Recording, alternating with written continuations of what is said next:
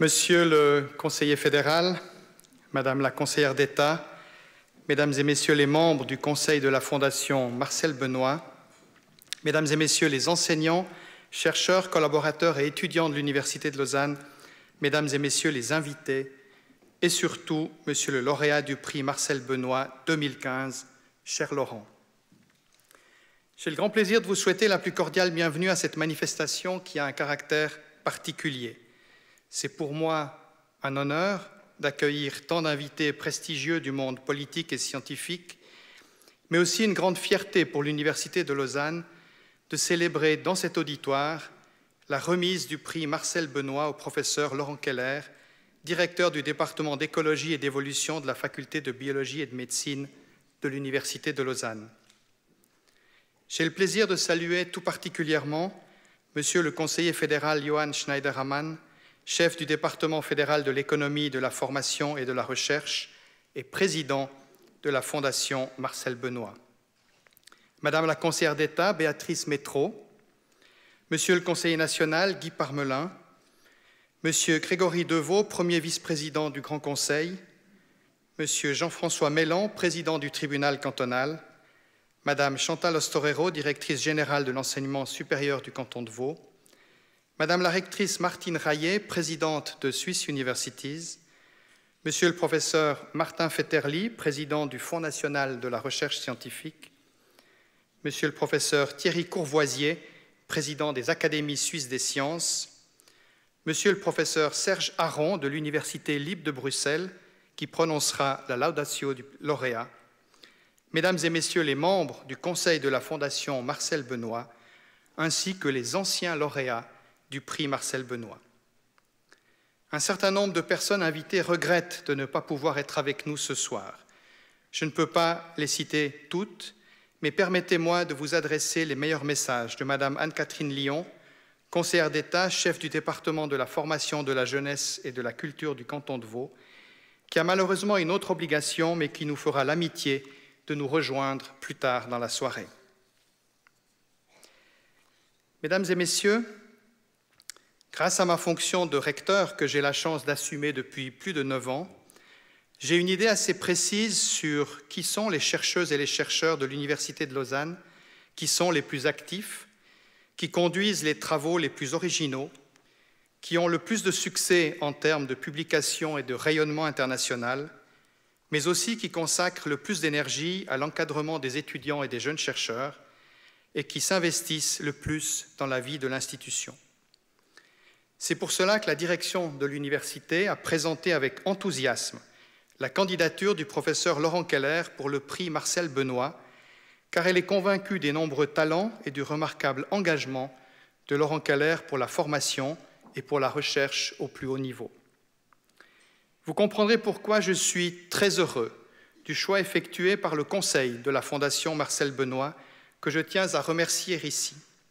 Ce choix est parfaitement justifié et apporte une reconnaissance méritée à un scientifique d'exception qui fait honneur à la science et à l'Université de Lausanne. Un coup d'œil au curriculum vitae de Laurent Keller vous fera rapidement comprendre qu'il ne m'est pas possible de le présenter ici en introduction de cette manifestation. Je peux pourtant vous dire en quelques mots que Laurent Keller est né il y a 54 ans, a fait ses études et l'essentiel de sa carrière scientifique à l'Université de Lausanne, mais avec des incursions à l'Université de Berne, à l'Université de Toulouse, à Harvard et à Rockefeller University. Il dévalise régulièrement le Fonds national de la recherche scientifique, puisque ce dernier lui a accordé plus de 8 millions de francs de subsides de recherche, et Laurent Keller a été lauréat en 2010 d'un ERC Advanced Grant. S'il est un myrmécologue averti et réputé, s'il a construit ses succès sur la compréhension du comportement social des fourmis et plus largement des enjeux de la biologie évolutive, Laurent Keller exerce sa puissance d'investigation scientifique à tous les aspects des sciences du vivant. Il est aujourd'hui une personnalité scientifique de référence en la matière. Nous entendrons dans un instant la présentation de ses travaux par le professeur Serge Aron, un expert qui le connaît bien. Pour ma part, je voudrais surtout mettre en exergue le fait que Laurent Keller est avant tout un curieux et un passionné. Nous aurons l'occasion de nous en rendre compte lors de la conférence qu'il nous présentera en deuxième partie de cérémonie. La curiosité est un moteur extraordinaire qui pousse le chercheur à scruter la nature avec une incroyable ingéniosité et une extraordinaire ténacité, et qui l'incite à partager ses succès et ses interrogations. Mesdames et messieurs, je suis stupéfait par la capacité de chacun de nous, du moins si l'on sait être attentif à sa propre curiosité, de se poser des questions extrêmement simples qui, malgré leur trivialité, peuvent mener à des recherches sophistiquées, voire mettre en exergue des problèmes que la science d'aujourd'hui n'a pas encore résolus. Les enfants sont exemplaires à cet égard. Par exemple, quel enfant ne s'est pas demandé un jour quel est le plus grand nombre, s'il existe, ou d'où vient la matière de la plante verte qui a tant grandi dans le salon de sa grand-maman, ou pourquoi le ciel est bleu. Or, un enfant se cache dans chacun de nous. C'est donc également mon cas, et lorsque je croise Laurent Keller, il m'arrive souvent de lui poser une question simple, qui peut parfois sembler un peu idiote, mais chaque fois, Laurent a le regard qui s'allume et prend le temps de me répondre simplement et clairement, de faire le lien entre divers sujets de recherche et d'attirer mon attention sur d'autres questions non résolues. Il faut dire que Laurent Keller est curieux depuis sa plus tendre enfance, et lorsqu'il était un très jeune chercheur, à la fin des années 1980, il travaillait pour le Ciné du Musée, cette animation destinée aux enfants organisée par le musée de zoologie du canton de Vaud. Il excellait dans ce cadre, il prenait la mesure de la curiosité sans limite des enfants, et il a toujours pris leurs interrogations au sérieux et y a répondu avec clarté et enthousiasme. J'ai relu récemment les lettres de recommandation qui ont été écrites en 1995 par des professeurs des universités de Cornell, de Harvard et de Géorgie en soutien à sa candidature au poste de professeur qu'il occupe aujourd'hui à l'Université de Lausanne. Tous étaient du même avis. Ils n'avaient jamais vu un jeune chercheur avec tant de créativité et de passion, et tous relevaient sa rigueur, son sens critique, mais surtout la largeur de ses intérêts, sa polyvalence, son art de la communication et son talent pour transmettre son savoir. Ce don pour partager sa curiosité s'illustre également dans les efforts de Laurent Keller pour former les étudiants et jeunes chercheurs. Il sait leur transmettre sa passion, les aider à s'insérer dans la communauté scientifique internationale, tout en leur montrant aussi les exigences de la recherche et la rigueur nécessaire à tout progrès scientifique. Les jeunes chercheuses et chercheurs savent que chez Laurent Keller, ils seront mis à l'épreuve, mais ils pourront véritablement progresser. Pour vous en convaincre, il me suffit par exemple de préciser qu'il a dirigé 20 thèses de doctorat, qu'il conduit actuellement le travail de 5 doctorants et 8 postdoctorants, et que le département que Laurent Keller dirige a accueilli 6 nouveaux professeurs boursiers du Fonds national de la recherche scientifique au cours des 5 dernières années. Je peux vous assurer que Laurent Keller n'est pas étranger à cette incroyable attractivité.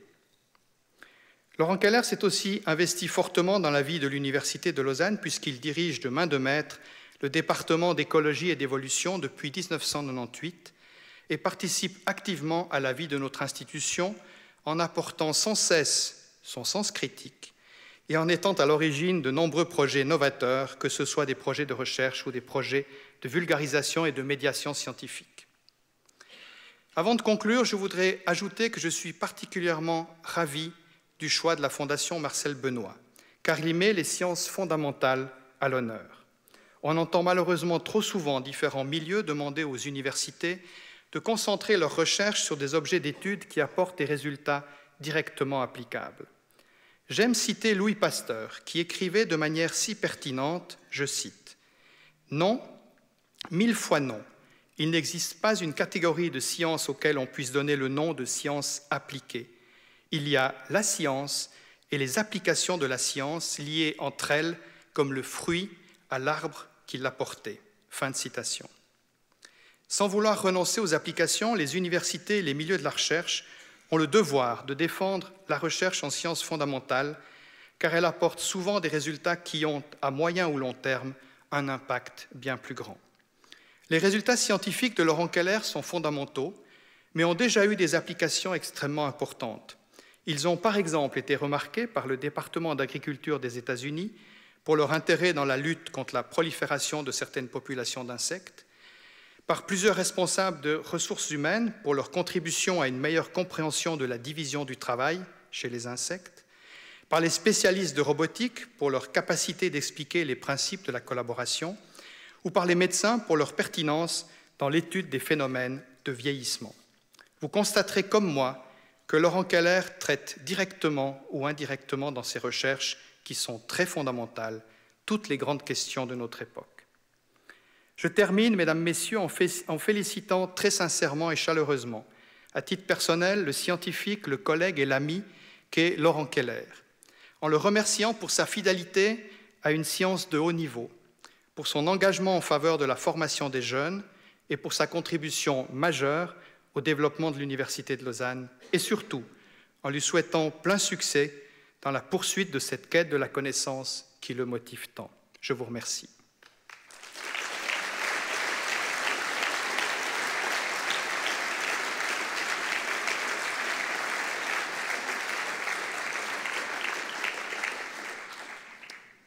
J'ai maintenant le grand honneur d'appeler à la tribune Monsieur le conseiller fédéral Johann Schneiderhammann, chef du département fédéral de l'économie, de la formation et de la recherche et président de la Fondation Marcel Benoît, qui va présenter les objectifs de la Fondation Marcel Benoît et le choix du lauréat 2015, puis qui remettra le prix Marcel Benoît au professeur Laurent Keller. Monsieur le conseiller fédéral.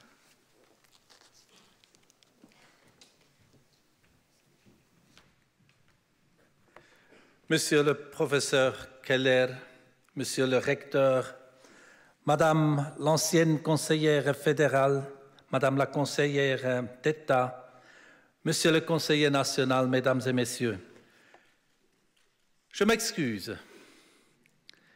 On a quitté assez tôt. En hélicoptère, il y en a quand même de brouillard. On a fait le détour jusqu'à Colombey. Essayer de trouver un trou pour descendre. Et c'était vraiment délicat. La lune, fabuleuse à l'horizon. Les dents du midi, extrêmement invitants. Mais il nous en manquait les fourmis pour nous viser le chemin. Encore une fois, excusez-moi. Monsieur le professeur Keller, nous sommes rassemblés ce soir pour rendre hommage à votre travail. Ce soir, vous êtes au centre des attentions et je suis très heureux de vous remettre le prix Marcel Benoît 2015. La Fondation Marcel Benoît récompense une fois encore un chercheur hors pair qui jouit d'une grande renommée. Monsieur le professeur, je vous en félicite. Ce soir, le prix Marcel Benoît revient, pour ainsi dire, à Lausanne. En effet, ce prix suisse de la recherche est étroitement lié à votre ville. C'est à Lausanne que vivait il y a un siècle Marcel Benoît, avocat français, qui a institué le prix. Dans son testament, il a fait don de sa fortune à la Confédération. Depuis 1920, la Fondation Marcel Benoît récompense tous les ans ou presque le meilleur travail scientifique. Le premier lauréat était un professeur d'université lausannoise, l'immunologiste Maurice Artus. Professeur Keller, vous êtes le 15e lauréat issu de l'Université de Lausanne. Vous rejoignez d'illustres prédécesseurs. Avant vous, le prix a, entre autres, été décerné à Kurt Wüttrich, Richard Ernst et Vladimir Prelog, tous lauréats du prix Nobel par la suite. Le prix Marcel Benoît ne se caractérise pas seulement par sa longue tradition, il est à bien des égards un prix particulier. Il peut honorer des travaux dans tous les domaines scientifiques. Parmi ces lauréats, on compte des physiciens, des chimistes, des médecins, mais aussi des juristes et un spécialiste de l'histoire des religions. Avec une telle palette, le prix occupe une place singulière dans notre pays. Il est destiné aux chercheurs confirmés qui ont derrière eux une carrière à la fois longue et féconde. Le parcours du professeur Keller en est une parfaite illustration. Enfin, ce prix est étroitement lié à la Confédération et à la communauté scientifique suisse.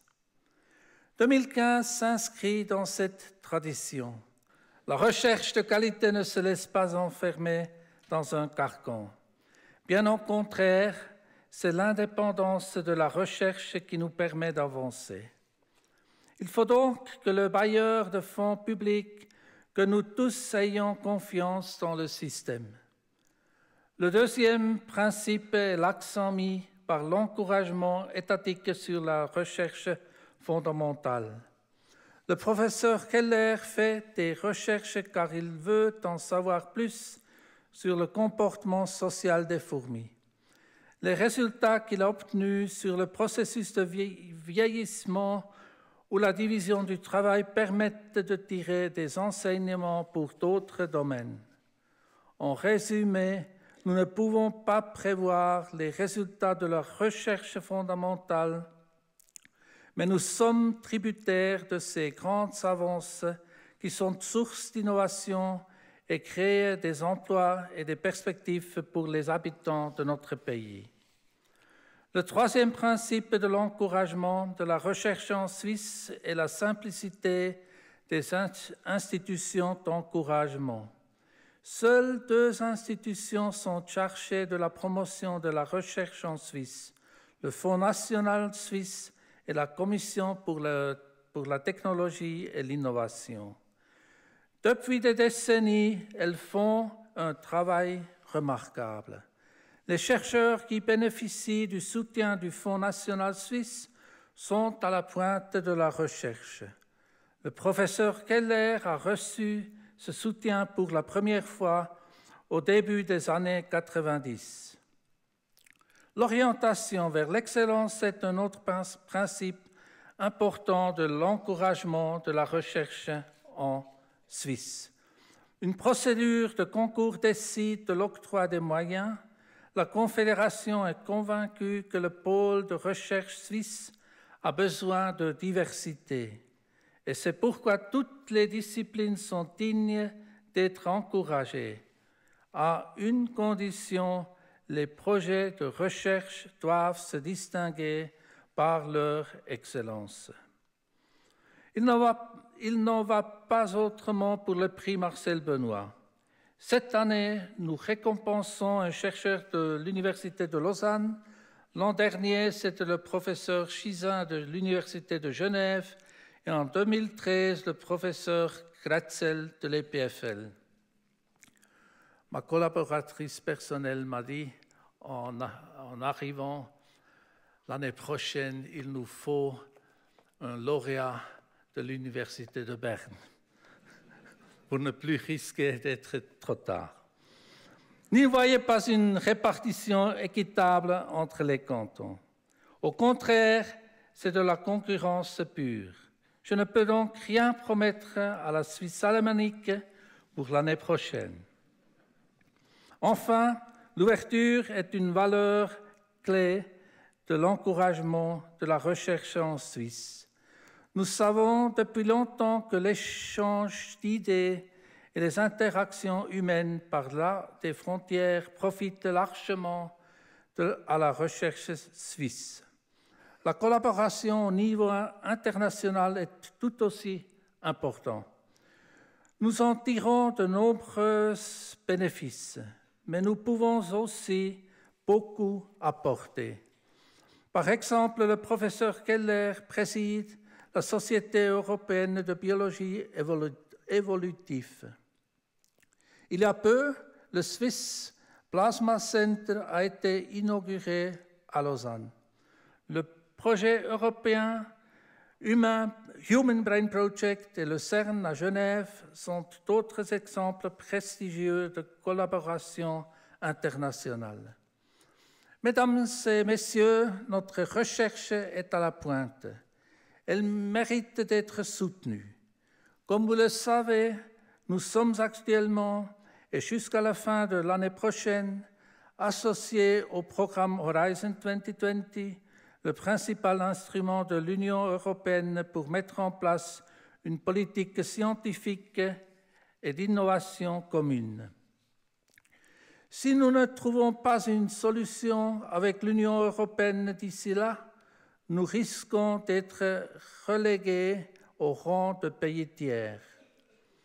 Aidez-nous en plaidant à chaque occasion pour que la Suisse reste pleinement associée à cet important programme et puisse apporter sa contribution. Je saisis l'occasion pour remercier tous ceux qui nous aident dans cette tâche essentielle. Cependant, il est aussi primordial que la recherche rencontre un bon accueil dans la société. Le pôle de recherche suisse se doit attirer sympathie et compréhension pour ses activités. Les universités et les autres écoles font du très bon travail dans ce domaine, mais les chercheurs eux-mêmes sont d'importants ambassadeurs. À cet égard, beaucoup peuvent prendre exemple sur l'engagement du professeur Keller. Ce soir, le professeur Keller fera un exposé sur le thème des fourmis et des hommes. À la mi-septembre, j'ai eu l'honneur de faire plus amplement sa connaissance à l'occasion d'un souper à Berne. Étant à proximité du Palais fédéral, nous en sommes venus à parler politique. À l'approche de l'élection du Conseil fédéral, les thèmes qu'il traite sont criants d'actualité. Division du travail, efficacité de la communauté, sûreté de la colonie. J'ai hâte d'entendre le discours du professeur Keller et d'en tirer des enseignements pour Berne. En guise de conclusion, je souhaiterais vous remercier. Je vous remercie, professeur Arletta, de votre invitation et d'avoir animé la cérémonie. La Fondation Marcel Benoît peut toujours compter sur le soutien des universités et des autres écoles. Je vous suis très reconnaissant de poursuivre cette tradition. Je vous remercie, professeur Aron, de votre discours et vous souhaite la bienvenue en Suisse. Votre présence témoigne de l'intérêt que rencontrent les travaux du professeur Keller au niveau international. Enfin, je vous remercie vous tous présents ce soir en l'honneur du professeur Keller. Professeur Keller, je vous invite à me rejoindre sur scène pour recevoir votre prix et écrire quelques mots dans le livre d'or.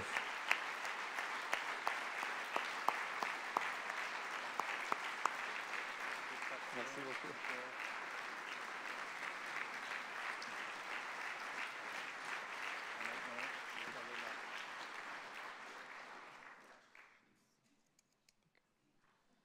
Je signe sous président ou bien lauréat? Comme vous voulez.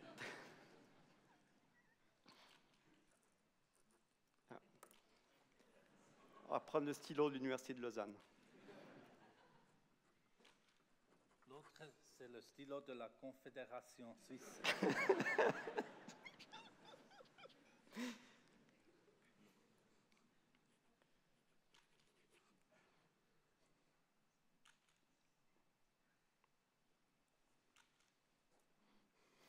Merci beaucoup.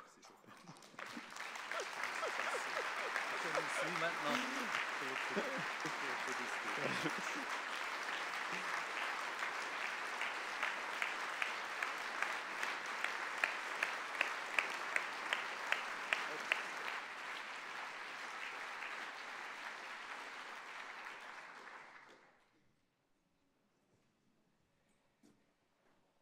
J'invite maintenant le professeur Serge Aron de l'Université libre de Bruxelles me rejoindre pour prononcer la laudatio du lauréat Laurent Keller.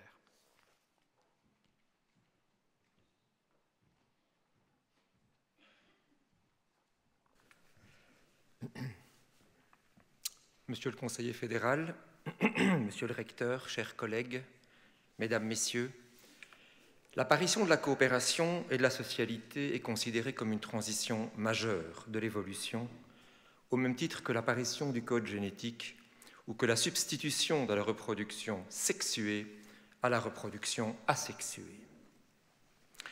Le genre humain représente certainement un des sommets de l'évolution sociale, et il n'est peut-être pas si surprenant que les autres animaux sociaux, qu'ils soient fourmis ou singes, aient depuis toujours stimulé notre curiosité et alimenté nos fantasmes.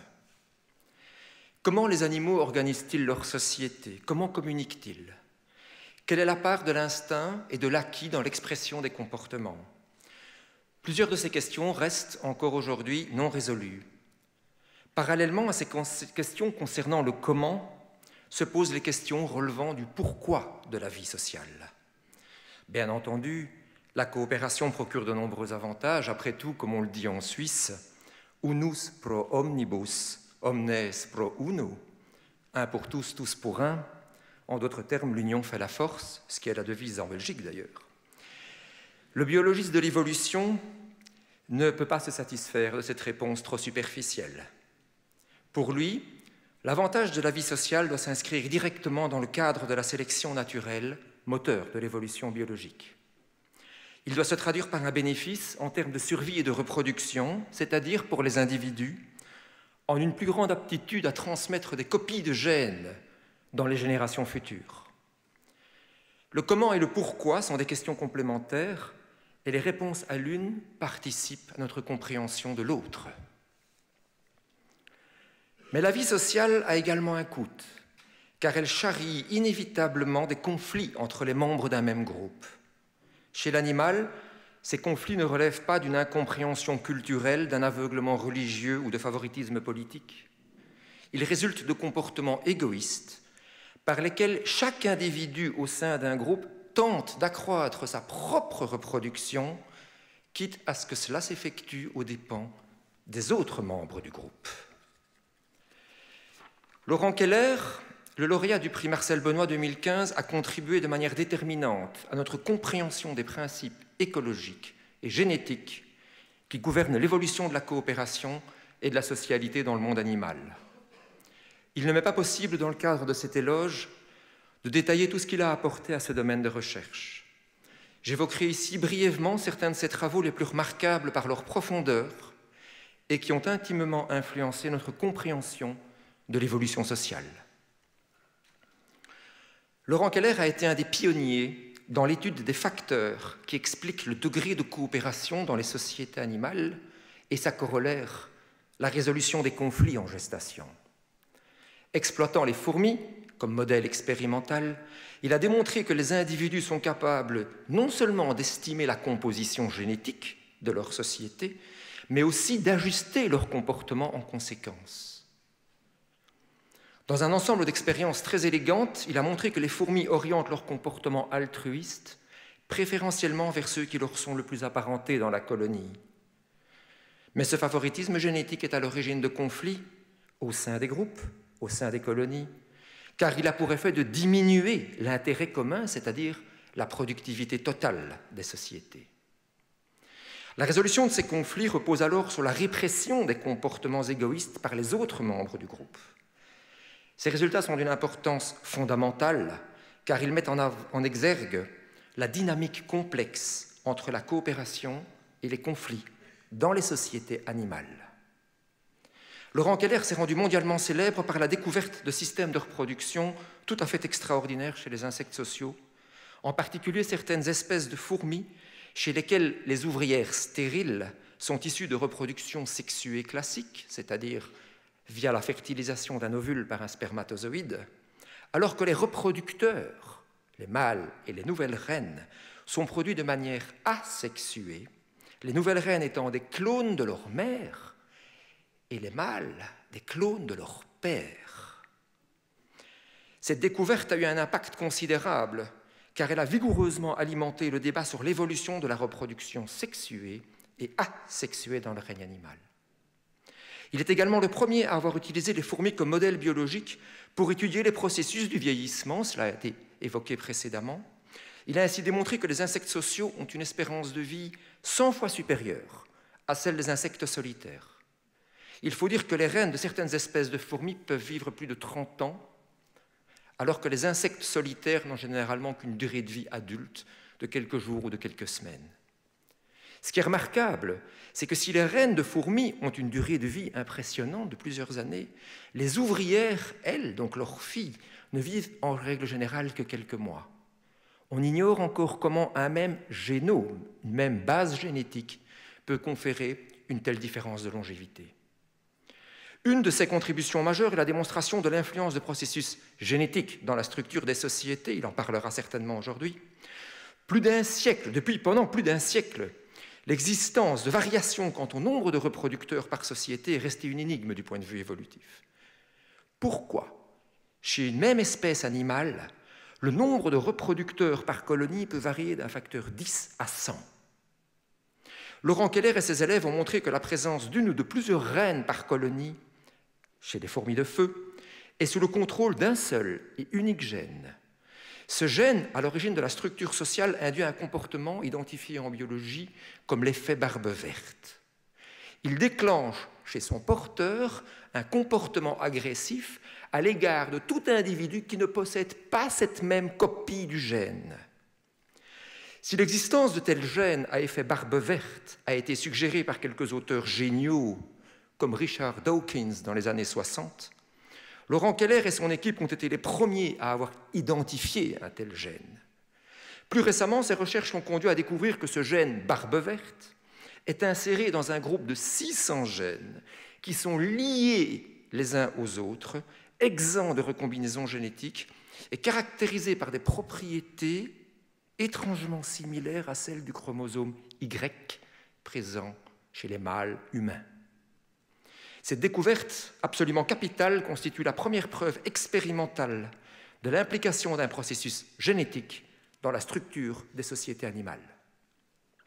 Sa créativité l'a également conduit à développer de nouvelles méthodes d'analyse extrêmement puissantes.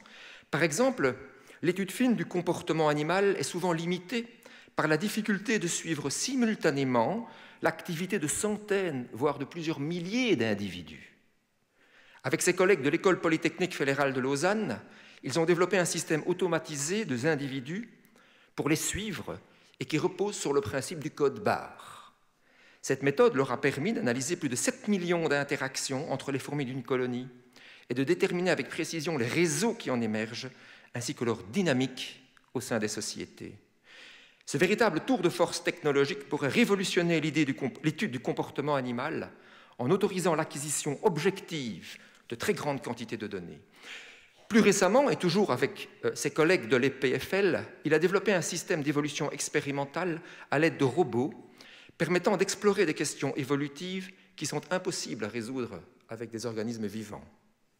Ces recherches ont démontré que des robots, caractérisés par des comportements initialement aléatoires, peuvent évoluer vers la coopération grâce à des processus de mutation et de sélection dans un monde artificiel.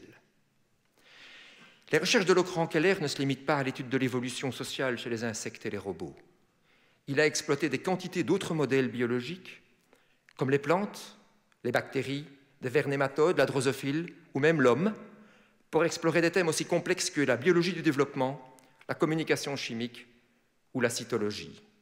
Je pourrais citer un nombre impressionnant de résultats obtenus par ce biologiste doué d'une imagination et d'une productivité remarquable, qui a une liste de publications hors normes, un taux de citation parmi le plus élevé dans le domaine de la biologie évolutive, et dont l'originalité et la qualité des recherches ont été récompensées par de nombreux prix tant nationaux qu'internationaux. Mais je préfère, pour conclure, insister sur sa personnalité. Mon cher Laurent, lorsque l'on t'interroge sur l'origine de ton choix pour la biologie, tu réponds sans détour le hasard, la paresse et surtout le souhait de travailler sur des sujets qu'il est stimulant à débattre dans un bar autour d'une bière. S'il est un thème controversé qui anime les débats, parfois jusqu'à l'empoignade, c'est en effet celui de l'évolution. Tu es une personne rare par ton excellence scientifique, tes talents de vulgarisateur et tes qualités humaines. Il y a peu d'exemples dans notre communauté de scientifiques qui, comme toi, dominent à la fois les concepts théoriques fondamentaux de l'évolution biologique et ont l'imagination pour leur démonstration empirique. Puisque l'occasion m'en est donnée, je me permets ici d'ajouter 2 traits de ta personnalité qui, selon moi, contribuent grandement à ton excellence scientifique. Le premier concerne ta curiosité pour l'évolution du vivant, ta lucidité et ton impressionnant esprit de synthèse. On trouve dans tes travaux des références à tous les domaines majeurs des sciences de la vie. Le second trait de caractère est ton esprit critique à l'égard des acquis, car, comme tu le répètes, rien n'est incontestable en science. Tu portes un intérêt particulier aux résultats insolites et inattendus, à ces données a priori saugrenues, que trop de scientifiques ont tendance à évincer, car elles sortent de la logique, voire du rail des convenances scientifiques. Le défi est parfois d'être capable d'identifier les exceptions, et dans ce domaine, tu es passé maître, puisque plusieurs de tes découvertes les plus notables sont issues de données fortuites que tu as judicieusement su exploiter. Tu es aussi, je l'ai dit, un brillant vulgarisateur. Tu n'hésites pas à communiquer vers le grand public les résultats de tes recherches, que ce soit par l'intermédiaire des médias ou par la publication d'ouvrages accessibles à tous. Enfin, j'ajouterai que tout au long de ta carrière, tu t'es révélé être un formidable mentor pour des générations d'étudiants. Derrière le docteur Keller se cache aussi un Laurent, sociable, drôle, souvent taquin et provocateur, comédien à ses heures, certainement très peu conventionnel, mais d'une profonde sensibilité. Chers collègues, les contributions scientifiques majeures de Laurent Keller dans le champ de la biologie évolutive font rayonner la Suisse et l'Université de Lausanne en particulier, bien au-delà des frontières. En le proposant comme lauréat du prix Marcel Benoît 2015, le conseil scientifique de la Fondation a respecté à la fois la démarche créative qui animait le mécène et la place qu'il voulut donner à l'évolution des connaissances dans notre compréhension du monde vivant. Enfin, et pour conclure, puisqu'on me donne la parole ce jour, permets-moi, cher Laurent, une suggestion toute personnelle. Avec ton prix Marcel Benoît, offre-toi de longues et belles vacances. Tu les mérites, et cela permettra à tes collègues de courir, ou d'arrêter de courir, derrière tes trouvailles scientifiques et de souffler un peu. Je te remercie.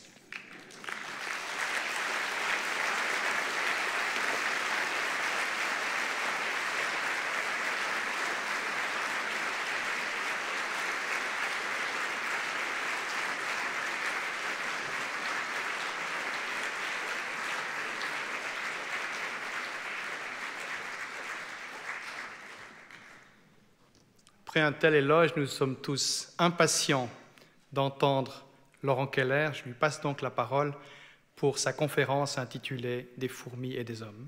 Laurent.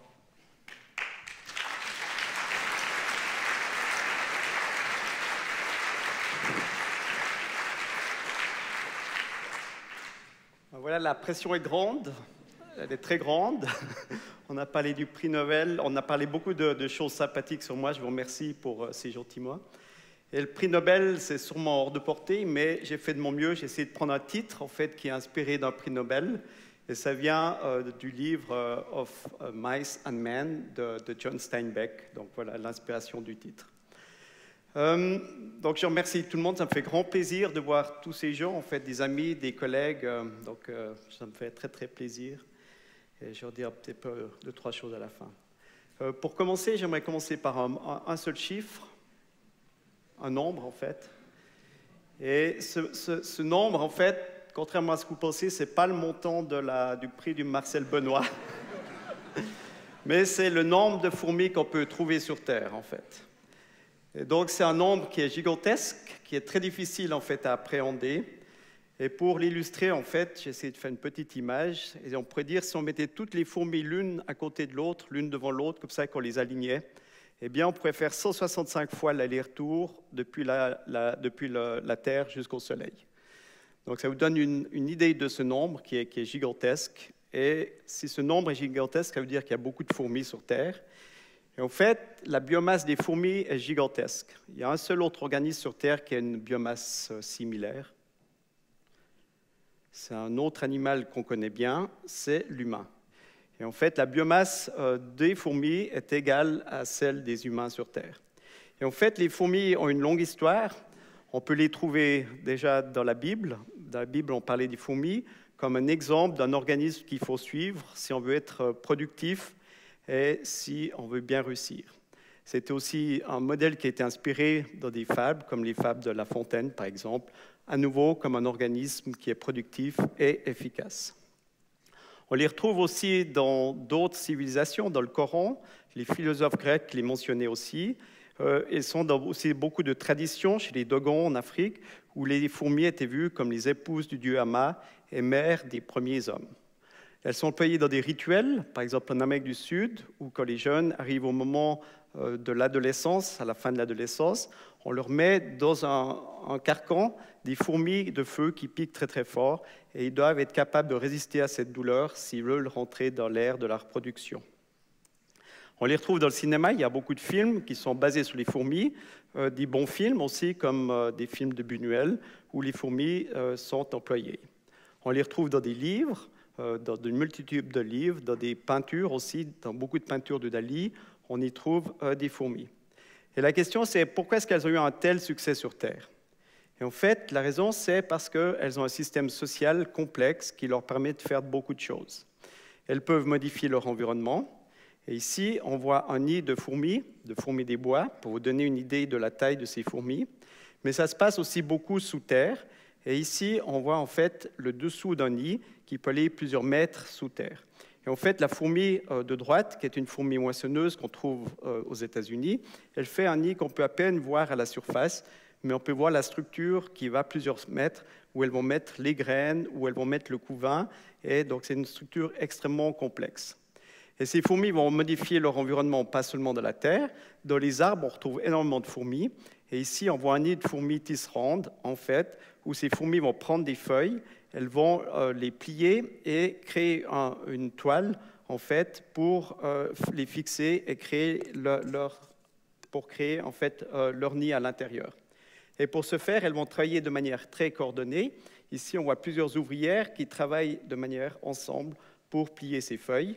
Et elles vont même utiliser les bébés, en l'occurrence la larve ici, qui produit de la soie, comme le ver à soie. Cette larve produit de la soie et les ouvrières vont les prendre en fait, pour tisser ensemble et fixer les feuilles l'une à l'autre pour construire un nid qui soit bien structuré. Et les structures qu'elles font peuvent être des fois gigantesques, comme on voit par exemple chez cette fourmi champignoniste, qui a un nid qui peut s'étendre sur plusieurs mètres. Et elles vont en fait transporter plusieurs tonnes de terre pour créer cette structure dans laquelle elles vont faire des choses assez complexes, comme on va le voir. Elles vont d'abord aller chercher des feuilles à l'extérieur, elles vont découper des feuilles qu'elles vont ramener, en fait, on peut voir des pistes de fourmis avec ces fourmis qui transportent les feuilles. Et dans le nid, elles vont élever un champignon sur ces feuilles, elles vont faire un humus et ce champignon va donner plus de 90% de la nourriture de la colonie. Donc en fait, elles ont inventé l'agriculture il y a un certain temps déjà. Elles peuvent aussi faire de l'élevage. Ici, on les voit avec des pucerons. Donc, elles vont prendre ces pucerons et elles vont se nourrir de ce qui vient, ce qu'on appelle le miella, mais ce qui est en fait ce qui vient de la partie anale du puceron. Et donc, les pucerons vont manger beaucoup de sève, ça donne beaucoup de nourriture et c'est très riche. Et en fait, c'est un mutualisme parce que si les pucerons en fait, n'avaient pas les fourmis pour en prendre ce miel-là, eh bien, ils mourraient dans leurs excréments.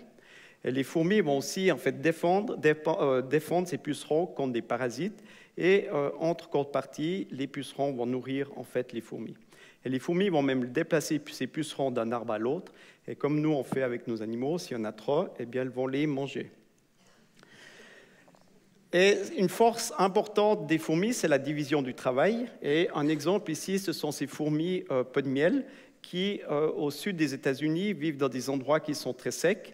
Et pendant la période sèche, elles vont se nourrir grâce aux réserves que font certaines ouvrières qu'on voit ici, qui sont remplies d'un liquide qui est très sucré et très riche. Elles vont stocker cette nourriture pendant plusieurs mois pour régurgiter la nourriture. On en voit une qui fait ça ici, à d'autres ouvrières pendant la période sèche. Et quand elles sont stockées, quand elles ont toute cette nourriture, en fait, les pattes ne touchent même plus le sol.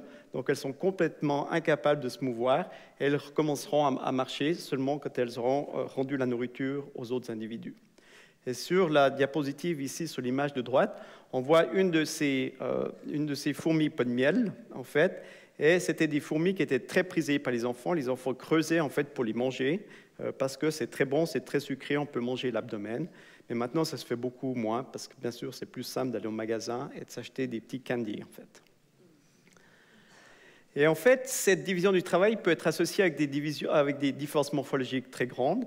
Ici, on voit différents types d'ouvrières, une petite ouvrière, une moyenne, une grande. Ici, un mâle et une reine. Et sur l'image de droite, on voit deux ouvrières, deux sœurs, l'une qui est assise sur la tête de l'autre individu. Et ce qui est intéressant, c'est que ces différences, d'une manière générale, on verra quelques exceptions après, sont dues à des différences environnementales, c'est-à-dire que les mâles sont issus de non fécondés. Donc, les mâles sont des ovules non fécondés, c'est pour ça qu'on les appelle des demi-portions en général, parce qu'ils n'ont que la moitié des gènes, en fait, qui sont les gènes de leur maman, mais ils n'ont pas de papa. Et les femelles, qu'on voit ici, les reines ou les ouvrières, en fait, elles commencent d'une manière identique, elles sont issues d'une ovule fécondée, et en fonction de l'environnement, de phéromones, de nourriture, elles vont se développer soit en reines, soit en ouvrières. Et de la colonie, on peut avoir des régulations sociales, en fait, de la proportion de différents types d'individus. Et je vais vous donner un exemple chez les Feidols. Ici, on voit des ouvrières qui sont en train de prendre un soldat d'une autre colonie, et puis elles le tirent par les pattes pour le fixer. Et on a un autre soldat de leur colonie qui arrive là et qui va attaquer ce soldat. Et ça va prendre quelques minutes. On voit le soldat ici qui attaque, et là, ça c'est le résultat. Le soldat l'a coupé en deux morceaux, et généralement, ça entraîne la mort de l'individu. Donc ici, on voit que c'est un travail très coordonné avec les petites ouvrières qui tirent les pattes pour fixer l'individu de l'autre colonie, et le gros soldat va les couper. Et dans un travail scientifique qu'on avait fait avec un collègue, Luc Passera, on avait essayé d'étudier si les ouvriers étaient capables, si les colonies étaient capables de modifier la proportion de soldats en fonction de risques de compétition interspécifiques. Donc, on a fait une expérience très simple. On avait des colonies où les ouvrières pouvaient chercher de la nourriture. Et puis, quand elles cherchaient de la nourriture, soit elles pouvaient percevoir la présence d'une autre colonie, c'est-à-dire qu'il y avait un petit grillage, et les ouvrières pouvaient toucher, en fait, les ouvrières d'une autre colonie. Et dans d'autres colonies, elles pouvaient chercher de la nourriture, mais pas percevoir des individus d'une autre colonie. Et on a enlevé tous les soldats dans ces colonies, et on a regardé comment elles réagissaient. Et ce qu'on a vu, c'est qu'après 2 semaines, elles ont recommencé à produire des soldats, et que les colonies où il y avait un risque de compétition, c'est-à-dire celles qui pouvaient percevoir la présence d'une autre colonie, produisaient plus de soldats que les colonies qui ne pouvaient pas percevoir la présence de soldats. Et une des autres choses importantes des fourmis, c'est ce qu'on appelle l'automédication.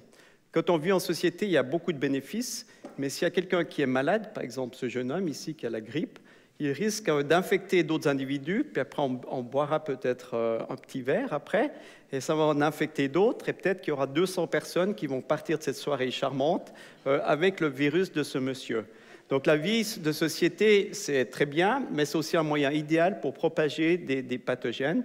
Et les fourmis ont développé beaucoup de moyens pour éviter en fait la propagation de ces pathogènes. Elles ont des comportements qui leur permettent d'éviter ça. Et sur l'image de droite, on voit même ici cette zone blanche qui est un organe particulier sur lequel les ouvrières peuvent avoir en fait élevé des bactéries qui produisent des antibiotiques et qui vont leur permettre de lutter contre d'autres bactéries dans cette société.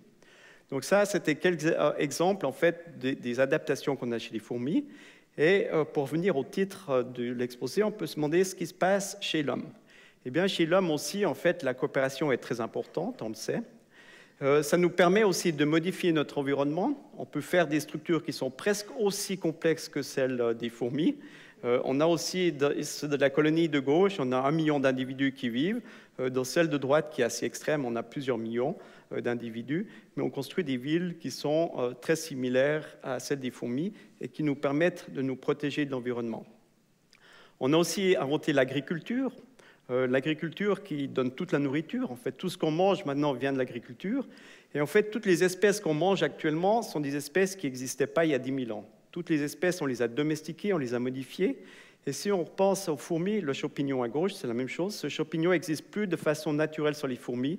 Il ne peut plus produire d'organes reproducteurs. Il a besoin des fourmis pour se propager. Donc les fourmis, elles ont aussi domestiqué en fait, ce champignon, comme nous, on a domestiqué les plantes.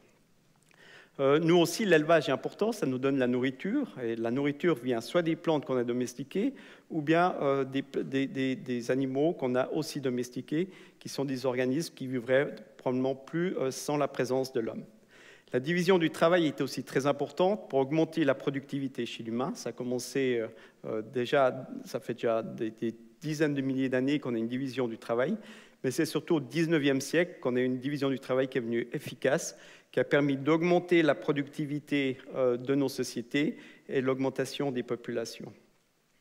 Et finalement, on a aussi des régulations sociales avec des individus qui sont spécialisés dans la défense, qu'on appelle les armées. Et de la même manière que les fourmis, quand le risque de compétition avec d'autres pays de guerre en fait augmente, on investit plus dans l'armée. Peut-être ce qui est différent, c'est que des fois, chez l'homme, quand le risque de compétition diminue, on a de la peine à diminuer l'investissement dans nos armées. Et ça, on le voit même en Suisse, en fait, où malgré le fait qu'il y a le risque de guerre qui est faible, on continue d'investir dans des armes de destruction massive. Et finalement, si on pense à la médecine, en fait, la société humaine, comme on vit en groupe, aussi, comme on l'a mentionné, c'est un danger potentiel pour la transmission de maladies.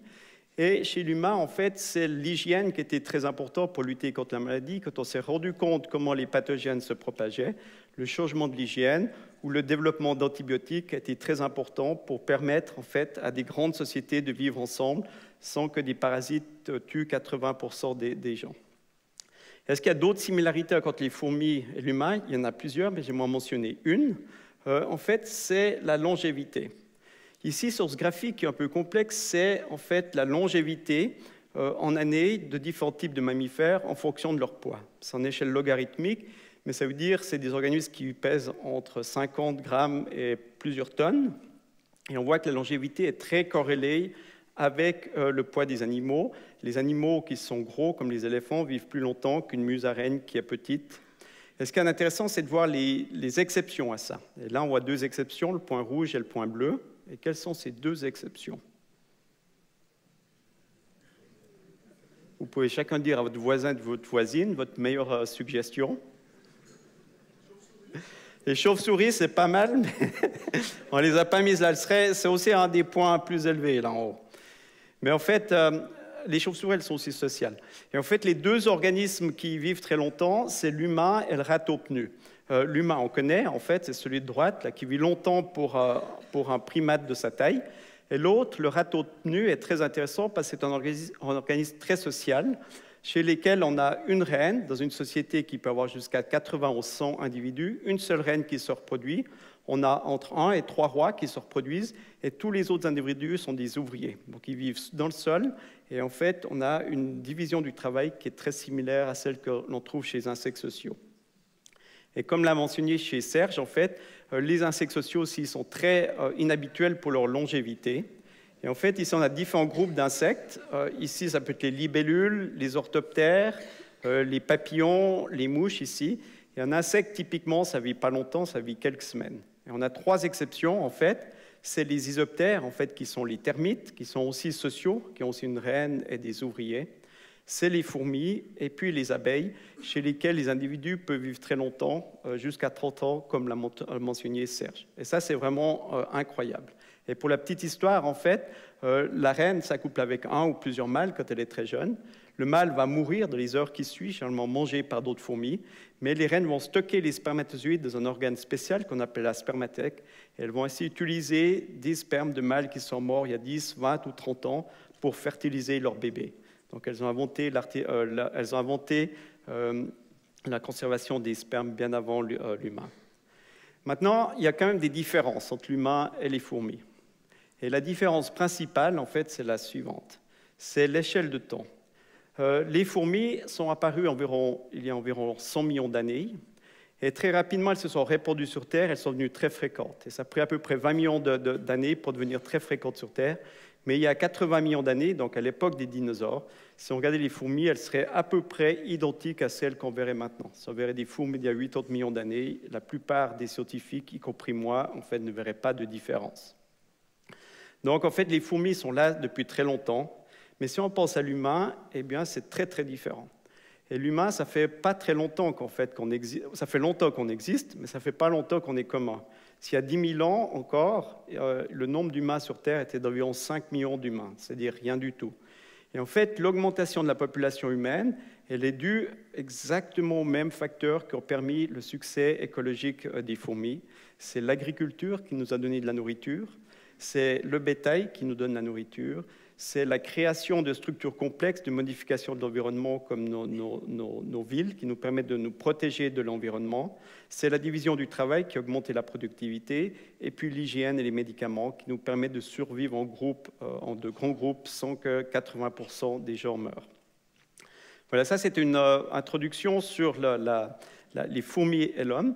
Et dans ce qui me reste comme temps, j'aimerais montrer 3 exemples de notre recherche. J'ai choisi 3 exemples juste pour une idée de ce qu'on fait. Donc, nous, on a beaucoup travaillé sur les conflits et la coopération dans les sociétés de fourmis. Et en fait, dans toutes les sociétés, quelles qu'elles soient, que ce soit l'humain, que ce soit des chimpanzés, il y a des conflits. Et ça, c'est parce que les individus ne sont pas identiques génétiquement. On peut voir ici 2 fourmis. Et il y a toujours un intérêt de propager ces gènes. Donc ici, il y a une ouvrière qui sera le bébé de la fourmi française ou de la fourmi suisse. Et chacun essaye d'aider les individus les plus apparentés ou pourrait être sélectionné pour faire ça, pour transmettre des copies de ses propres gènes. Alors, en fait, nous, on a fait pas mal de travaux là-dessus. Et je vais montrer un travail qui est en fait sur la génétique de l'organisation sociale. Et ces travaux, on les a faits chez la fourmi de feu, qui est en fait une espèce origine d'Amérique du Sud. Elle a été importée aux États-Unis il y a environ un siècle, dans le sud-est des États-Unis. Et après, elle s'est propagée rapidement. Elle a été amenée en Louisiane. Elle s'est propagée rapidement dans le sud-ouest. Et ils ont essayé d'éviter qu'elle aille en Californie, mais elle a réussi à le faire il y a une dizaine d'années. Et depuis, elle se propage rapidement. Et depuis, elle a même été introduite en Australie et aux États-Unis. Et un de mes collègues qui a travaillé sur les fourmis, en fait, ils ont montré que les fourmis en Chine venaient d'Amérique du Sud. Et le USDA, qui est le département d'agriculture en fait, des États-Unis, a essayé d'empêcher la publication de ce travail parce qu'ils n'étaient pas contents de dire que ces fourmis qui vont créer des problèmes gigantesques en, fait, en Chine et en Asie viennent en fait, des États-Unis. Et c'est une fourmi que les gens n'aiment pas parce qu'elle a une piqûre qui est très douloureuse, comme on peut le voir là. On a cru à un moment que ce serait peut-être un moyen pour contrôler la population américaine, mais ça ne va quand même pas marcher. Mais ça reste une fourmi qui est très douloureuse et que les gens n'aiment pas. Et ce qui est intéressant, c'est qu'il y a 2 formes sociales. Une forme qu'on appelle monogyne, de laquelle il y a une seule reine. Les reines sont grandes. Et il y a ce qu'on appelle une fondation indépendante. La reine va s'envoler pour un vol nuptial, elle va s'accoupler avec un seul mâle. Et ensuite, elle va fonder une société toute seule où elle va produire des œufs qu'elle va nourrir de ses réserves, en fait, de ses muscles alaires, et puis de réserves de graisse, jusqu'à l'éclosion des premières ouvrières. Et dans cette forme sociale, il y a une très forte compétition entre colonies et beaucoup d'agressivité entre colonies. Et chez l'autre forme sociale, la forme polygyne, on a entre 2 et plusieurs centaines de reines qui sont petites, et elles utilisent un mode de fondation dépendante, c'est-à-dire qu'après le vol nuptial, les reines ne vont pas commencer une société toutes seules, elles vont retourner dans une colonie établie, et après, elles vont partir à pied avec des ouvrières pour commencer une société à proximité. Et chez cette forme sociale, il n'y a pas d'agression entre colonies. Et quand j'avais commencé mon postdoc aux États-Unis, j'étais intéressé de savoir s'il y avait une base génétique à ça. Et on a employé des marqueurs génétiques et on a montré qu'il y avait beaucoup de flux génétiques entre les 2 formes sociales, ce qui aurait pu suggérer qu'il n'y avait pas de base génétique. Mais on a toujours dit peut-être qu'il y a un gène ou un groupe de gènes qui pourrait être responsable pour ça. Et ça nous a pris beaucoup de temps pour le montrer, mais on a pu montrer qu'effectivement, la différence entre ces 2 formes sociales était due à un seul groupe de gènes. En fait, cette fourmi a 16 chromosomes. Maintenant, on a en fait séquencé tout le génome de cette fourmi, mais ce n'est pas à cause de ça qu'on sait qu'il y a 16 chromosomes, on aurait pu les compter déjà, mais on connaît bien le génome de cette fourmi. Et 15 de ces chromosomes, en fait, sont identiques entre les 2 formes sociales. C'est-à-dire que les 2 formes sociales, il n'y a pas de différence génétique entre les 2 formes sociales. Par contre, pour un chromosome, qu'on voit ici, qu'on appelle le chromosome social, on a une différence importante. Et si les reines ont en fait 2 copies du chromosome grand B, elles vont produire ces grandes reines qui ont beaucoup de lipides, et ça donnera une forme monogyne quand il y a seulement des ouvrières qui ont 2 copies de ce chromosome grand B. Et donc, on aura la forme monogyne. Maintenant, si les reines ont une copie du chromosome grand B et une copie du chromosome petit b, on aura des graines qui sont plus petites, qui n'ont pas assez de lipides pour fonder une société toute seule, mais elles peuvent retourner dans une colonie en fait, où il y a plusieurs reines et ainsi former ces colonies polygynes. Et quand dans des colonies, on a des ouvrières qui ont une copie de ce chromosome petit b, et bon, elles vont accepter plusieurs reines, mais seulement des reines qui ont une copie de ce chromosome petit b. Et si les reines n'ont pas une copie de ce chromosome, il se passe ce qu'on voit ici, c'est que les ouvrières vont attaquer ces reines, elles vont les tuer. Donc si une reine grand B essaie d'entrer une colonie, elle va être tuée dans les 2 minutes qui suivent. Et puis les reines qui ont 2 copies du chromosome petit b, eh bien, en fait c'est létal. Elles sont trop petites, elles ne peuvent pas survivre. Et on va voir pourquoi. En fait, ce système est intéressant et il ressemble beaucoup à quelque chose d'autre.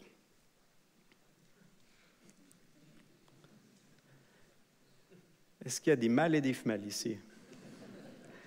Alors, si c'est le cas, ça ressemble beaucoup en fait à notre système de détermination du sexe. Les individus, chez l'humain aussi, on a la plupart des chromosomes, on en a un peu plus, une quarantaine.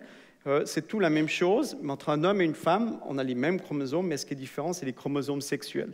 Les individus qui ont 2 copies du chromosome X se développent en une femme, et les individus qui ont un chromosome X, un chromosome Y se développent en un mâle. Et en fait, ce qui est intéressant, c'est que les chromosomes X et Y ont divergé il y a longtemps, ils sont devenus très différents, et il ne peut plus y avoir ce qu'on appelle la recombinaison. C'est-à-dire quand nous, on produit des spermatozoïdes ou des ovules, généralement nos chromosomes se mettent ensemble, et puis ils échangent du matériel, mais le chromosome X et Y sont devenus trop différents pour faire ça. Et quand il n'y a plus ce processus, pour des raisons qui sont un peu compliquées à expliquer, ça entraîne en fait une dégénération des chromosomes. Et en fait, c'est pour ça que le chromosome Y devient plus petit. En fait, il dégénère, il perd beaucoup de gènes. Et en fait, si on crée un individu qui a 2 copies du chromosome Y, en fait, ce serait létal. Ça ne deviendrait pas un super mâle, non, ce serait quelque chose qui est complètement loupé, parce que le chromosome Y n'a plus les gènes qui sont importants, qui sont maintenant plus que sur le chromosome X. Et en fait, ce qui se passe, en fait, ici, on a une dynamique qui est la même chose, c'est que le chromosome grand B et petit b ne peuvent plus recombiner. Il y a ce qu'on appelle une inversion, mais ça, c'est un peu un détail. Mais ils ne peuvent pas recombiner. Et c'est pour ça que le chromosome B commence à dégénérer. Et surtout, parce que tous ces individus ne peuvent pas survivre, le chromosome B ne peut pas recombiner lui-même, en fait. Et on a une dégénération du chromosome petit b. Et ça, on a pu le montrer par des études de génomique. Voilà, c'était le premier je vais vous coordonner 2 exemples de nos travaux de recherche. Le deuxième, c'est sur la division du travail. Et ce qui est intéressant, c'est de savoir ce qui se passe dans une colonie. On aimerait savoir quels individus font quoi, comment ça se fait que ces individus vont changer de tâche au cours du temps. Mais c'est très difficile à étudier parce qu'ici, on a une ouvrière. C'est difficile de suivre cette ouvrière, de ce qu'elle fait. Et comme l'a mentionné Serge, on a réfléchi beaucoup à ça. Et on essaie de développer un moyen de suivre les individus, ce qu'ils font dans les colonies. Et je vais vous passer un petit film pour vous montrer ce qui se passe. En fait, dans ces colonies, ici, c'est des camponotus, on a différents individus et on voit à l'intérieur du nid, on aimerait savoir qui est dans le nid, qui c'est qui s'occupe des bébés, pourquoi des individus sont spécialisés dans le fait de s'occuper des bébés ou de sortir. Ici, on voit une ouvrière qui porte un cocon, qui est le bébé. Donc, on peut les marquer. Là, c'est ce qui a été fait, c'est ce que les gens faisaient, c'est de marquer des individus et suivre ce que font les individus en fonction du temps. Mais vous pouvez imaginer, c'est difficile de suivre plusieurs centaines d'individus au cours du temps. Alors, Danielle Mersch, qui était une doctorante, s'est dit, en fait, ce qui serait intéressant, c'est de développer un système où on peut suivre tous les individus et voir ce qu'ils font en temps réel. Elle a eu l'idée de leur coller un petit code barre sur le corps. Et on la voit ici. Donc, elle prend les ouvrières, elle les met dans la pâte à modeler, comme ça, elles ne peuvent plus bouger. Et après, il faut être très adroit, parce que c'est tout petit, tout ça. Et elle met un code barre. Et ce code barre nous permet de reconnaître les individus. C'est-à-dire que ces nids, on va les mettre dans un système où on peut contrôler la température, l'humidité. Et avec une caméra très précise, on peut filmer en infrarouge, c'est-à-dire dans des conditions où elle ne voit pas la lumière, et on peut reconnaître chaque individu individuellement. Et donc, on prend une photo toutes les demi-secondes, donc on peut voir la position et l'orientation de chaque individu. Et c'est ça ce qui nous donne, c'est-à-dire que maintenant, les fourmis, au lieu d'être anodines, en fait, dans leur groupe, on connaît leurs petits prénoms, Marlène, Chantal, Charlotte et toutes les copines, et on peut voir exactement ce qu'elles font en fonction du temps, on peut les suivre de manière très précise, et on peut faire ça pendant plusieurs semaines. Et donc, on a suivi en fait 6 colonies pendant 6 semaines. Et on a obtenu une quantité très importante d'informations sur chaque individu. Et ça nous a aussi permis en fait de voir qui c'est qui interagissait avec qui. Ici, on voit quand il y a un petit trait jaune, c'est 2 fourmis en fait qui interagissent, c'est-à-dire qu'elles sont dans une position où elles peuvent interagir. Et quand elles ont interagi avec un individu, on va lui donner une couleur bleue. Et on peut voir au cours du temps, il y a de plus en plus d'individus bleus parce qu'ils ont interagi avec une des fourmis bleues. Donc ça nous permet d'obtenir une quantité gigantesque d'informations sur les interactions qui se passent dans un nid, en fait de faire un Facebook beaucoup plus précis que ce qui a été fait pour n'importe quel autre organisme, y compris l'humain, où on ne peut pas avoir toutes les informations pour des problèmes de confidentialité. Donc ça, c'est intéressant. Il y a beaucoup de gens qui sont intéressés aussi à l'EPFL de faire ce type d'études parce qu'on a un jeu de données qui est absolument incroyable pour voir en fait comment les interactions influencent les comportements. Et donc nous, par exemple, ce qu'on a fait, ici on a 5 colonies, on a regardé quel individu agissait avec qui. Le point violet un peu, ça c'est la reine en fait pour chacune de ces 5 colonies. Ça c'est les données pour un jour, les interactions principales entre une centaine d'individus par colonie. Et puis on voit qu'il y a 3 groupes d'individus, les bleus qui interagissent surtout avec la reine, les rouges dont on verra après ce qu'elles font, puis les verts qui sont un tout petit peu intermédiaires entre les rouges et les bleus. Et après, on a fait des études très précises sur le comportement de ces individus. Et on a vu qu'en fait, les bleus sont les nurses, c'est celles qui s'occupent des bébés. Elles restent donc proches de la reine. Il y a tous les bébés, c'est les bleus qui s'en occupent. Les rouges sont en fait les ouvrières qui vont sortir du nid pour chercher la nourriture. Et puis les vertes sont un groupe intermédiaire qui font d'autres tâches dans la colonie, comme prendre les morts, les déplacer, nettoyer le nid. Et en fait, avec ces données, on peut regarder vraiment quel individu fait quoi en fonction du temps. Et juste pour vous donner une image en fonction d'un moment, on voit sur la photo de gauche en fait où sont les larves, ici dans le nid. On a en fait ici les bébés qui sont là avec la reine. Ça, c'est l'entrée du nid. Ici, c'est où il y a les déchets, où il y a les morts. Et on voit que les groupes, en fait, quand on identifie sur les interactions, sont à des endroits très différents. Les nurses se retrouvent très proches des bébés et elles restent près des bébés. Celles qui font la recherche de nourriture restent proches du nid, elles restent ici. Et les autres individus, on les retrouve un peu intermédiaires et c'est eux qui vont interagir avec les nurses et puis celles qui recherchent la nourriture. Donc ici, elles sont beaucoup où il y a les morts, elles s'occupent de ça. Et ce qui est intéressant ici, c'est qu'on voit qu'il y a des rôles différents et ces rôles sont associés avec des différences spatiales dans la répartition des individus. Et on pense que ça, c'est un moyen pour empêcher la propagation de parasites. En effet, qui c'est qui va ramener les parasites? C'est les individus qui sortent du nid. Donc, c'est ceux-là ici qui vont ramener peut-être des parasites. Et ce qu'on aimerait éviter, c'est que les parasites aillent vers la reine ou qu'ils aillent vers les bébés. Et on voit que c'est très efficace. Ces individus, en fait, ils vont jamais dans cette zone ici. Et donc, en fait, c'est probablement un moyen qui empêche la propagation des parasites.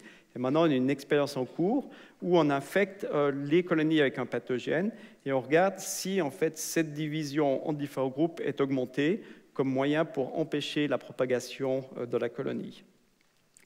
Le dernier exemple que j'aimerais donner, c'est les systèmes de reproduction bizarres.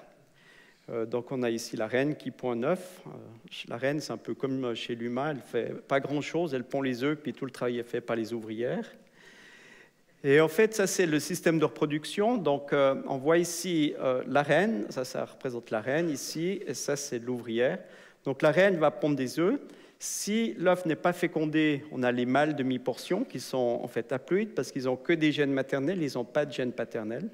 Si l'œuf est fécondé par un spermatozoïde, eh bien, on va avoir soit le développement d'une reine ou d'une ouvrière. Donc ça, c'est le système de reproduction qu'on a chez les fourmis en général. Mais on a trouvé plusieurs systèmes de reproduction, je vais vous en montrer un ou deux.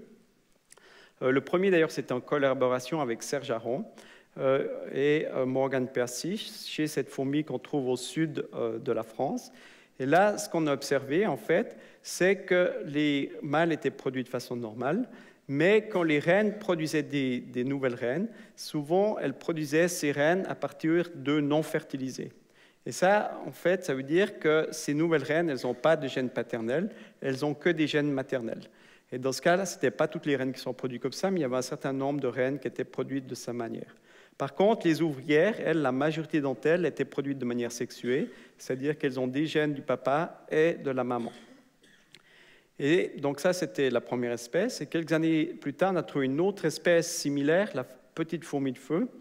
Et là, c'est la même chose avec deux différences. Ici, c'est 100% des reines qui sont produites de manière clonale à partir de leur maman. Et puis, en fait, toutes les ouvrières étaient produites de manière sexuée. Donc ici, c'est complètement divisé. Toutes les reines sont produites de manière clonale, de manière asexuée, et toutes les ouvrières sont produites de manière sexuée. Et de plus, chez cette espèce, les ouvrières sont complètement stériles. Alors ça, c'est très mal pour quelqu'un dans la société. Qui c'est qui? Monsieur Pchari. Pour les mâles, exactement, on demande à un biologiste. Pour un mâle, ça veut dire quoi? Ça veut dire qu'il ne va jamais transmettre ses gènes. Parce qu'ici, normalement, les mâles sont produits à partir d'œufs non fécondés. Et puis, ce mâle, en fait, il ne ferait que produire des ouvrières qui sont stériles. Donc, il ne va jamais pouvoir propager ses gènes plus qu'une génération. Alors, qu'est-ce qu'il peut faire un mâle dans un cas pareil? Et en fait, ce qu'il peut faire, c'est qu'il faut qu'il trouve un autre moyen de transmettre ses gènes, en fait. Et en fait, ce qu'ils font, en fait, c'est que parfois, le spermatozoïde va éliminer le génome maternel. Donc, quand il rentre dans l'ovule, les spermatozoïdes désactivent les gènes maternels et on a la production d'un nouvel individu qui n'a que des gènes paternels. Donc, il n'est que bleu. Et en fait, comme il est haploïde, eh bien, ça va devenir un mâle. Donc, en fait, le mâle est produit de manière clonale par son père et il le fait en éliminant le génome qui vient de la maman. Donc, c'est comme un sperme qui rentre dans l'ovule, on enlève les gènes de la maman et un nouveau mâle identique. Et en fait, ce qui est encore bizarre, c'est que chez cette espèce, tous les mâles sont produits de cette manière, la reine ne peut plus produire de mâles. Et en fait, si on résume, en fait, on a trois types d'individus. Les reines sont produites clonalement de leur maman, les ouvrières sont produites de manière sexuée, d'ovules fertilisés, et tous les mâles, en fait, sont produits de manière clonale de leur père. Ça veut dire qu'en fait, il n'y a plus de flux génétique entre les mâles et les femelles. C'est comme si on avait deux espèces, une qui a que des mâles, l'autre qui a que des femelles, et leurs génomes viennent ensemble seulement quand elles produisent les ouvrières qui sont stériles. On a encore trouvé d'autres systèmes, mais dans mes remerciements, j'aimerais faire deux petites divagations, donc je vais sauter ça, et je vais passer aux remerciements. D'abord, j'aimerais remercier les gens qui travaillent avec moi actuellement, donc ça c'est notre groupe de travail. Je veux dire que c'est un des grands plaisirs d'être scientifique, c'est qu'on travaille avec d'autres gens. On travaille beaucoup avec des jeunes qui sont beaucoup plus intelligents que nous, qui sont plus dynamiques. Et j'ai une chance incroyable de travailler avec tous ces gens. Et ils sont tous super. Même celui-là, en fait,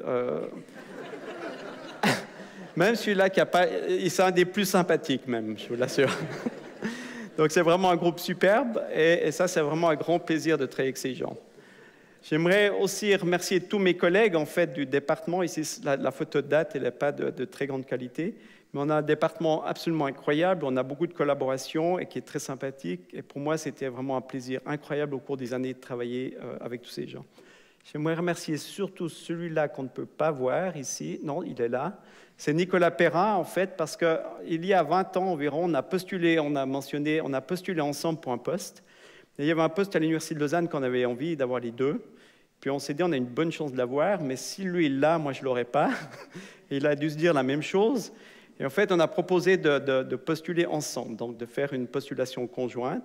Et la commission a dit qu'ils allaient considérer ça si on était classé premier et deuxième. Heureusement, c'est ce qui s'est passé. Je ne suis pas sûr, mais je pense que j'ai été classé deuxième, mais je ne suis pas 100% sûr de ça. Toujours est-il que c'est un très bon deal parce qu'on a travaillé ensemble et après on a obtenu les deux un poste permanent et c'était quelque chose d'incroyable. Donc je suis très reconnaissant à tous les gens du département. Je suis aussi très reconnaissant à l'université parce que l'université de Lausanne est superbe. On a aussi eu la chance d'avoir un rectorat qui est incroyable depuis 10 ans, parce que ce n'était pas facile une fois qu'on perd toutes les sciences qui partent à l'EPFL. Ce n'est pas facile de garder en fait une université forte, et je crois qu'ils ont fait quelque chose d'incroyable pour ça. Donc je suis content d'être ici. J'aimerais remercier aussi mes anciens doctorants, ça c'est tous ceux que j'ai eus, et mes post-doctorants. Et ce qu'il y a d'incroyable, c'est que parmi tous ces gens, j'ai eu des gens fantastiques. Si on pense à un professeur, l'université est à peu près stable. On a peut-être une personne qui va nous remplacer, peut-être deux s'il y a un peu de croissance. Et j'ai eu de la chance d'avoir plus de 35 de ces personnes qui ont déjà des postes permanents dans différentes universités dans le monde, que ce soit en Finlande, aux États-Unis, en Thaïlande, etc. Donc pour moi, c'était en fait, c'est quelque chose d'incroyable. Chaque fois qu'on a un doctorant, un postdoc qui obtient un poste à quelque part, on se dit on a créé quelque chose et que ça va continuer à se faire. Donc j'ai un très grand plaisir de travailler avec tous ces gens. J'aimerais aussi remercier ma famille, mes parents, et j'aimerais mentionner que mon père est coiffeur. J'ai 2 sœurs, une elle est coiffeuse, l'autre elle est coiffeuse aussi. Et en fait, qui c'est qui coupe mes cheveux? Eh bien, c'est moi. Ça fait 20 ans que je me coupe les cheveux tout seul dans mon bureau. Des fois, ça se voit, c'est pas toujours bien fait. Mais je pense qu'il y a sûrement une base génétique, en fait, dans la transmission du savoir. Dans la qualité du travail, je ne suis pas sûr que ce soit vraiment le cas, parce que là, il commence à en manquer un tout petit peu de côté. J'aimerais aussi remercier la maman de mes enfants, mon ami et mes enfants, parce que ce n'est pas toujours facile d'être avec un scientifique. Des fois, le scientifique est un peu dans ses idées. Et j'aimerais profiter de faire avec ça une petite analogie avec les fourmis. Donc, on avait parlé des systèmes de reproduction bizarres. Le système chez l'humain, en fait, non, ici dans le canton de Vaud, on est toujours sur le livret de famille. On a un livret de famille avec tous les membres de la famille. Alors nous, c'est un peu différent quand on voyage. On a 3 noms différents, 3 noms de famille différents. On peut en avoir 4. Donc, quand je suis avec mon ami et mes enfants, on a 3 noms de famille différents. Et en fait, ça me permet de faire une analogie supplémentaire entre les modes de reproduction chez l'humain et puis les fourmis. On parlait de clonage. Et en fait, maintenant, si on pense à l'humain, on a des systèmes, en fait, on peut produire les bébés de manière assez incroyable. On peut prendre une ovule, puis on peut la faire fertiliser. Si le père n'est pas assez fertile, on peut faire ça in vitro. S'il n'est toujours pas assez fertile, on peut le fertiliser avec un spermatozoïde de quelqu'un d'autre, de le remettre chez la maman. Donc la maman, elle va produire un bébé qui n'est pas celui du papa. Bon, ça, technologiquement, c'est très fort. Mais il n'y a rien de nouveau parce qu'on sait de toute façon, déjà avant, il y avait 5% des bébés qui n'étaient pas celui du père présumé. Mais on pourrait imaginer des choses qui sont beaucoup plus intéressantes parce qu'en fait, l'ovule, on pourrait prendre une ovule, on pourrait la prendre celle du père, la cloner, puis la réimplanter dans la maman. Alors on peut prendre une maman qui a 20 ans, une dame qui a 20 ans, elle a un bon ami, on prend une cellule du père, on la clone, puis on la réimplémente dans la maman, puis on attend 20 ans. Et en fait, on aurait le système de Wasmania, où la maman va reproduire un mâle qui est un clone de son papa. Et si on attendait, par exemple, quand elle a 40 ans, ce serait intéressant de la voir. Le mari est un peu vieilli, il a pris 20 ans d'âge, mais le clone qu'elle va produire sera en fait identique au mari qu'elle avait trouvé à l'époque. Et ça amène des systèmes éthiques intéressants parce qu'elle n'est pas apparentée en fait à son fils, parce qu'il n'a que les gènes du père, en fait. Et chez ces fourmis, c'est un moyen en fait, de succès parce que ça leur permet de coloniser des nouveaux habitats. En fait, ces fourmis qui ont des modes de reproduction bizarres sont très bonnes pour coloniser de nouveaux habitats parce que même si elles s'accouplent avec leur bébé, en fait, il n'y a pas de consanguinité parce que leur bébé, leur fils, en fait, n'a pas du tout des gènes de la maman. Bon, je crois que je vais m'arrêter là dans mes comparaisons. Et puis, j'aimerais encore remercier en fait différentes fondations. J'aimerais bien sûr remercier la Fondation Marcel Benoît pour m'avoir choisi. Et puis qu'on soit tous ici. Donc, je suis très, très reconnaissant aux membres de la Fondation Marcel Benoît. J'aimerais remercier aussi la Société académique vaudoise. En fait, quand j'étais jeune, c'est la première bourse que j'ai reçue pour faire mon travail de master. Donc, cette société est très importante pour les jeunes. J'aimerais remercier le Fonds national. M. Arlette a fait le calcul, ça fait 8 millions de francs. Et en fait, ce qui est le plus important, c'est que depuis que je suis chercheur, j'ai toujours été soutenu par le Fonds national. Et le Fonds national est incroyable. On a une chance énorme parce que, d'abord, la Suisse investit beaucoup en fait, dans la recherche. Et on n'a pas de ressources ici. Heureusement qu'on fait ça, parce que c'est le seul moyen de rester en état développé, c'est d'investir dans l'enseignement et la recherche. Et le Fonds national marche bien, c'est-à-dire qu'on évalue beaucoup ce qu'ont fait les gens dans le passé. Et on donne l'argent aux meilleurs chercheurs indépendamment de ce qu'on fait. Et ça, c'est très fort parce que les pays qui mettent de l'argent de la recherche appliquée, généralement, financent de la mauvaise recherche. Et je pense que c'est important que la recherche appliquée soit vraiment financée par l'industrie, qui sait bien faire ça, et la recherche fondamentale par l'État, et qu'on continue à faire comme ça. Et finalement, j'aimerais parler de la communauté européenne. J'ai un financement ERC qui est beaucoup d'argent, en fait. Ça nous a permis de faire certaines choses qui coûtent très cher, comme la génomique. Je ne vous ai pas détaillé, mais beaucoup des projets coûtent cher. Ou bien le système de tracking, en fait, de l'avoir développé avait coûté très cher. Et j'aimerais profiter du fait qu'il y a des politiciens ici de tous bords, de gauche et de droite, pour dire que l'Europe a un peu besoin de nous, mais nous, on a absolument besoin de l'Europe. Donc, on a des problèmes actuels. C'est clair qu'il y a beaucoup d'immigration. Ça crée certains problèmes, mais qui sont, à mon avis, gérables. Mais pourquoi est-ce qu'il y a de l'immigration? C'est parce qu'on a un pays riche et prospère. Et pourquoi est-ce qu'on a un pays riche et prospère? C'est parce qu'on a la chance d'interagir, d'être au milieu de l'Europe, puis d'interagir avec le reste de l'Europe. La Suisse, il ne faut pas l'oublier, est un pays pauvre. Prenez, il y a 1 siècle, il y a 2, 3 siècles, on était des petits cultivateurs, des agriculteurs. C'est un pays extrêmement pauvre. On n'a pas de ressources, on n'a rien en Suisse. Et pourquoi est-ce qu'on a pu devenir un pays prospère? C'est parce qu'on a interagi avec l'Europe. Ça nous a permis d'augmenter beaucoup les ressources du pays. Avant, on était un pays dont on partait, en fait. Il n'y avait pas de l'immigration, il y avait de l'émigration. Et maintenant, ça a changé parce qu'on a un pays prospère. Il y a de l'immigration, ça crée quelques petits problèmes. Mais je préfère être dans un pays riche et prospère où il y a de l'immigration que dans un pays pauvre et mal géré où il y a de l'émigration. Et si on se coupe de l'Europe, nous, on n'a rien en Suisse. On est obligé d'avoir les autres. Si on n'a que la Suisse, il ne restera plus rien de la Suisse. Donc c'est important de rester, d'avoir des interactions avec les pays externes si on veut rester un pays riche et prospère. Voilà. Merci beaucoup.